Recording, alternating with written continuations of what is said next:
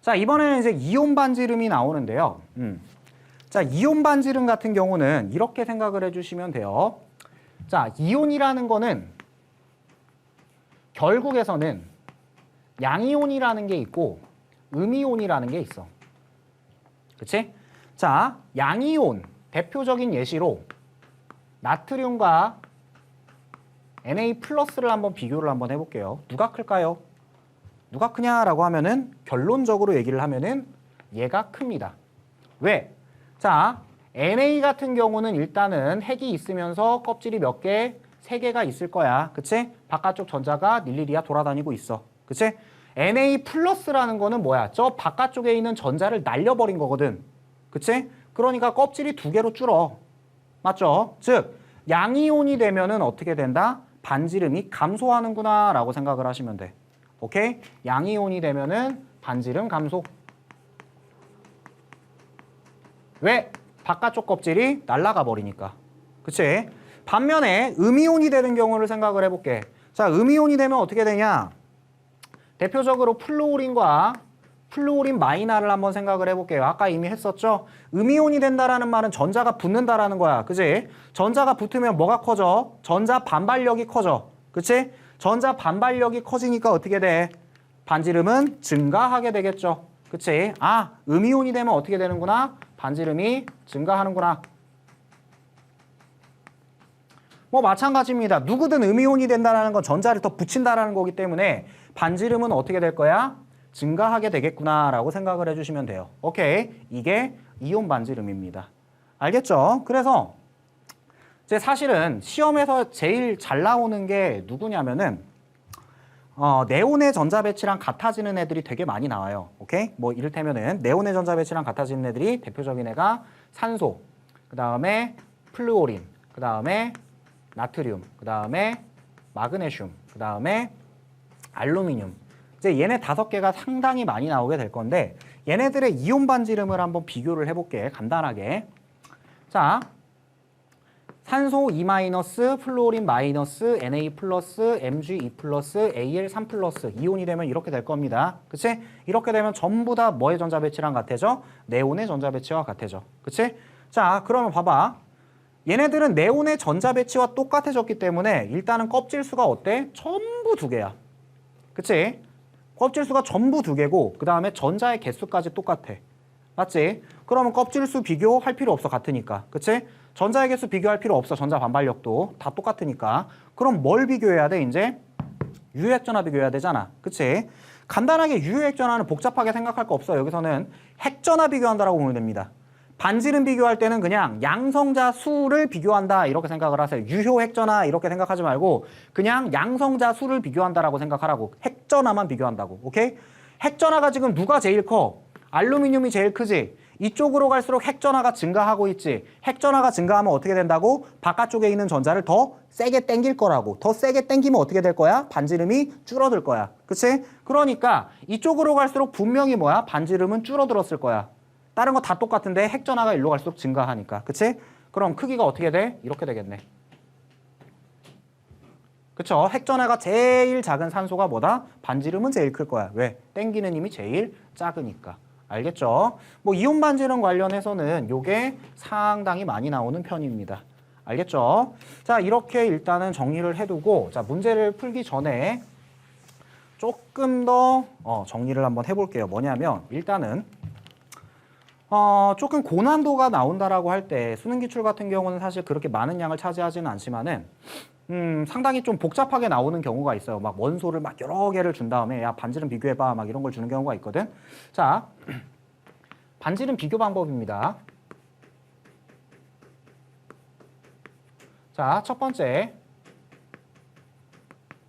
같은 족끼리 비교를 합니다. 자, 같은 족이면은 예를 들어서 리튬, 나트륨, 칼륨 뭐 이런 애들이 되겠죠?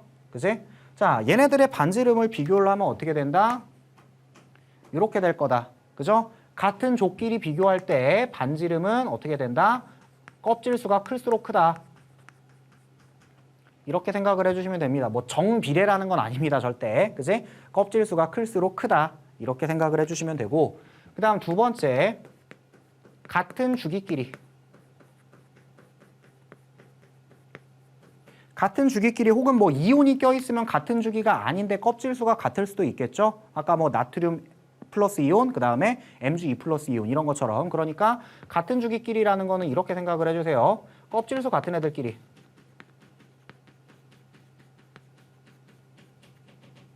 자, 이렇게 비교를 하면은 뭐 예를 들어서 리튬, 베릴륨, 뭐 붕소 뭐 이런 애들이 있겠지. 자, 반지름 어떻게 된다?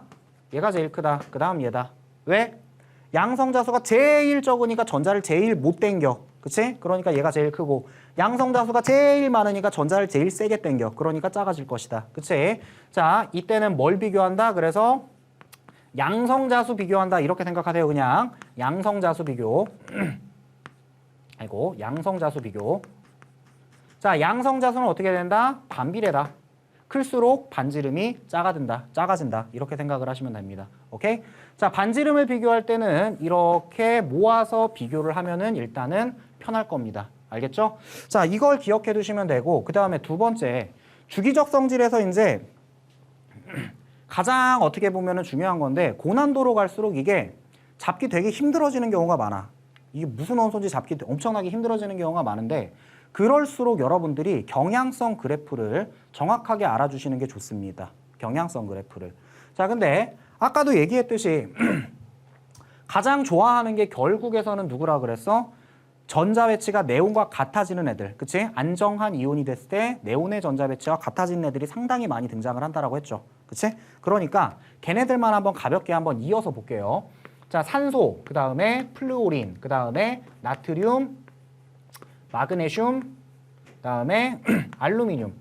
얘네 세 개에 대해서 한번 경향성을 볼 건데, 자, 일단은 반지름부터 한번 보겠습니다. 자, 반지름이 어떻게 될 거냐면은, 자, 반지름 경향성이 슉 가다가 산소, 플루오린 와서는 슉 하고 떨어지겠지? 원자 반지름이. 그치? 그러고 나트륨으로 가게 되면 이제 어떻게 돼? 확 하고 커져. 그치? 껍질수 늘어나니까 확 하고 커지면서 이런 식으로 또 가게 될 겁니다. 쭉 또 가게 되겠죠. 이게 뭐야? 원자 반지름 경향성.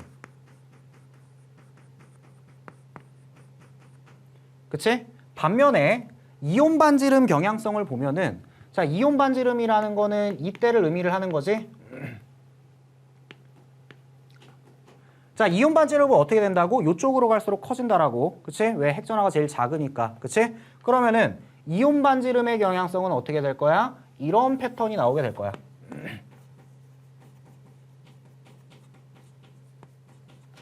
그쵸? 이 패턴 써먹을 일이 분명히 있을 겁니다. 아, 얘네들은 패턴이 이런 식으로 나오겠구나라는 거 꼭 기억을 해두시고, 오케이? 유효 핵전화도 그냥 한 김에 해볼까요? 유효 핵전화 어떻게 됐었어? 슉 하고 증가했었지? 그치? 슉 하고 증가하니까 어떻게 돼? 여기서는 뿅 하고 증가하다가, 반지름이니까 유효 핵전화 따로 할게. 나트륨으로 가면 확 하고 감소해야 돼.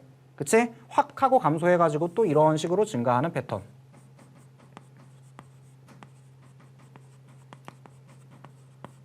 그치? 아, 이런 패턴이 나오겠구나 라는 거 기억을 해주시면 되겠네요. 그치? 혹은 뭐 전기음성도 같은 경우는 어떻게 돼? 전기음성도는 그냥 슝 하고 증가해주면 됩니다. 그치? 전기음성도는 그냥 슉 하고 증가하게끔. 자, 이렇게 경향성을 조금 정리를 해두시면 좋을 것 같아요. 알겠죠?